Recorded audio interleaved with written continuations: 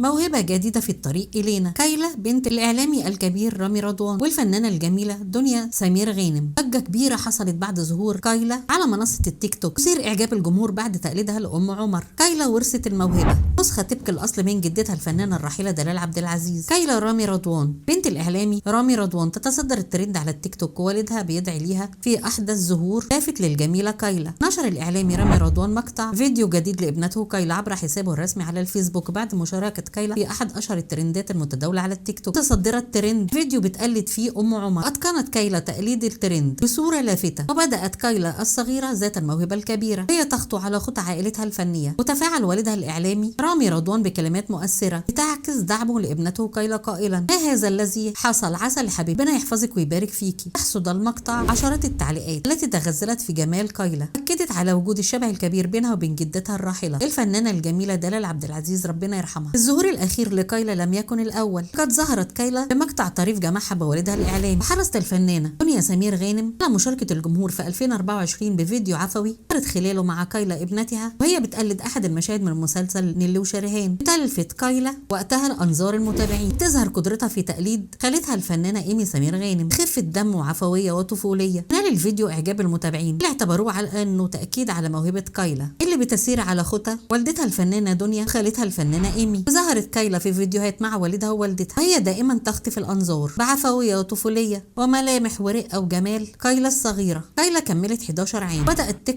تظهر في أكتر من مناسبة فنية وإعلامية بجانب والدتها. ظهرت معاها على خشبة المسرح